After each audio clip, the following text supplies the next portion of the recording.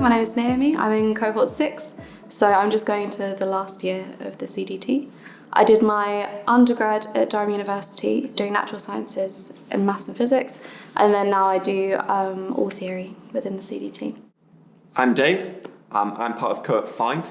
I've got not much time left, I have a few months left to write my thesis. I did my undergraduate degree in physics at the University of Birmingham. I then took a short stint in industry where I was a data scientist. After that, I joined the CDT, and I do experiments with integrated quantum photonics.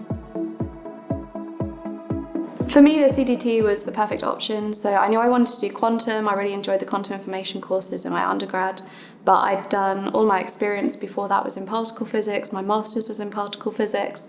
I didn't feel quite ready to jump straight into a PhD. I really liked the look of the CDT and being able to do a first year where you try a few different projects before you decide exactly what you want to do for your PhD. I liked the chance to do a bit of experimental work in the first year. I thought that was really fun. And I really liked the structure of it in general, being able to work in a cohort, so in a group of people. I think it's quite nice so that you don't feel quite as isolated in your work. And Bristol's a really great city. That really helped me choose exactly where I wanted to go. What spoke out to me about the CDT was this close involvement with industry. So I knew that I didn't want to be an academic, but I was really interested in quantum information and quantum computation. So the CDT looked like the perfect opportunity to explore this industry. Upon getting there, I realized this was a really nice environment. Bristol's a lovely city. And as part of a cohort, you're not only part of like this small little family, but also this extended network of other cohorts where you can draw on their own experiences and advice, as well as just a really fun community to have that lasts beyond your time in Bristol. You do a few group projects in the first year, which is nice to get to know people. I think that really kind of strengthens your skills in general as a scientist, being able to work with other people. And I think the cohort structure is really nice. There's lots of people in the same boat as you, so you can go to each other for support and advice, and also just to find out what they're working on and the progress through their own personal project. The CDT tries to bring people from different disciplines together, so they don't bring 10 physicists into a room, but they bring a variety of different people. So there could be computational scientists, mathematicians, and the broad spectrum of classes in physics. So you could be very theoretical or very experimental and everything in between. You can draw on those different expertise to really help you. I remember quite fondly in my training year, Elliot, one of my cohort members, he was a mathematician, and we'd always go to Elliot for our maths questions throughout the year, and it was helpful to have a more specialized person on that you could go to, and you didn't feel apprehensive about going to them because your peers, and you could trust they wouldn't laugh at you if you asked a question. Yeah, Alex in our cohort had a lot more experimental experience than I did. So when we did the experimental project, the team project in the first term, he was kind of our go-to for helping us set up the bulk optics. And then I'd done the quantum information course before, so I could help people with the math side of that a little bit if they hadn't done it. It means that you've got people that you can turn to for all the different issues that you might come across in your PhD.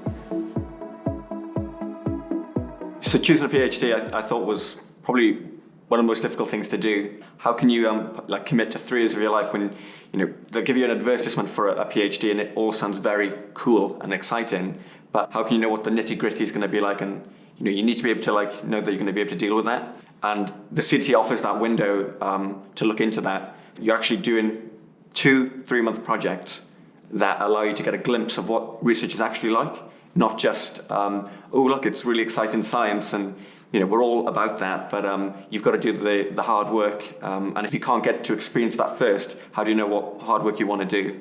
And so the CDT really offers that opportunity to try before you commit, which I think is so crucial to having a fruitful and fulfilling PhD experience.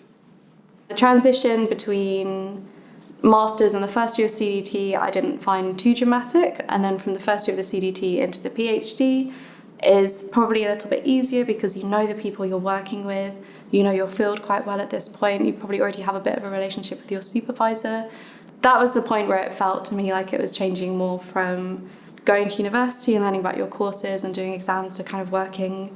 The PhD becomes your day job, so you come in the morning, you sit down and you work on one thing all day. Again, it's still quite collaborative, our group especially, so it doesn't feel too much like you're just sat in a corner working on one project, but you can talk to people about what you're working on together and the overall aims of the group, which is quite nice. For me, the CDT has been like this support network that's always been there. I feel that you can always go to the CDT for support, guidance, advice. And even like from a more social side, you always have this tight-knit group of people that become like your close friends, and you can always confide in them, and going for a coffee when you're having a bit of a bad day can just be like the exact medicine that you need for that. So for me, that's the biggest, I think for me, the biggest benefit of the CDT. Yeah, I agree the social side is a big plus of the CDT. I think in general the atmospheric collabs is much better than I expected from doing a physics PhD. I think the social side is a big positive for me. As well as that, I think there's a big variety in the stuff that I've been able to do in the past 4 years, aside from just my research. I really enjoy the research, but the highlights for me have been the outreach that I've been able to work on, doing quantum in the summer. So that's a summer school we do every summer for sixth form students that's all run by volunteers. That's really fun. I also did an internship, and that was a real highlight for me. Just kind of getting the opportunity to do all of these different things with the CDT, lots of trips and visits to other places. Doing all of that alongside the research means that it doesn't get too repetitive, and the variety, I've really enjoyed that. What you do day to day probably varies a lot in different parts of your PhD and whether or not you're doing an experimental project. For me, doing a theory project, there's a lot of reading. I think I probably start the day normally checking archive or reading papers. I think there's a lot more meetings and discussion than you would expect. And then the other thing that I spend a lot of time doing is coding, which wasn't a skill that I really had much before the CDT. It's something that I've improved on a lot and I actually do really enjoy now. Also, a certain amount of your time is going to be taken up by other stuff like teaching or anything else you might help out with if you're preparing for conference talks, preparing for group projects, or for example, I also helped out on the BQuit board, which is a conference board. It's kind of nice to have the variety in your day. So I would even just take those things up so you have the chance to do something different day to day and don't get too burnt out working on one thing. My day-to-day life has probably changed quite a bit from the beginning of the PhD towards the end that I'm at right now. In the early days, it's kind of trying to get up to speed with the area that you're researching and just trying to get an understanding of what's going on. And if you're an experimentalist like me, it involves trying to learn how to do lab work. So there's a lot of tricks that you can't really learn just by reading, but you literally have to get in the lab and crack on and have a go. That's another key point about the CDT. There's a lot of students that are experimentalists, and you can draw back on that experimental expertise and knowledge. Right now, being a final year student, I'm focusing on writing up my thesis, and it always seems to be the case that everything comes together at the end. So as well as writing my thesis, I'm trying to write 2 papers on work that will be in my thesis, one an experimental project, and the other more theoretical idea. But luckily I can draw on others within the group to give me guidance on this aspect of work that I'm currently developing. In the first year of the CDT, the training year, you get to go on an industry trip. So you really get to go to these companies that are doing the technology, building the quantum computers. Typically it's been in California, so you get to go to Silicon Valley, as well as it being quite informative and a really great experience to connect with experts in the field. It's also a great opportunity to go to that other part of the world. Yeah, I mean, we're lucky that quantum is a very international and very vibrant field at the moment. So there's loads of different companies around the world. Being able to visit them in California for us was really cool. It got delayed a couple of years because of COVID, so it's good to eventually go out and see kind of in the real world what we've been learning about. Visiting PsyQuantum was great. There's such a close link to the CDT. We got shown around by some ex-CDT students and things like that. We were able to go to Google, were very good. AWS, we saw Caltech. It was a really great week. For me, it's just really nice to see in action the implementations of what you're learning about.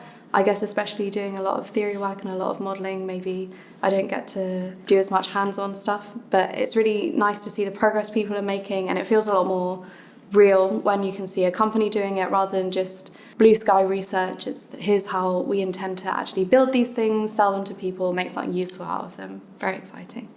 The travel budget is really incredible here. So I actually got to go to California again. So as well as the training year industry trip, I went to a conference in San Jose, which was really cool. Went there for 10 days, as well as the conference, which was very nice to go to. Got to go, spend a few days just having a bit of fun in California again. And then more recently, also went to Copenhagen and Paris, where I got to present some recent results that I've acquired. So I've just been to Copenhagen and then I'm going to Ghent next year. One of the older CDT students was telling me that he did like a 3-week conference in Spain that I really want to go to. So I've got a whole list of places I want to go. My housemate a couple of months ago was in Japan, and they had the money not just to go to the conference but also to do a bit of a visit of different universities. So I think that's a really cool side of it and a real perk of just doing the PhD.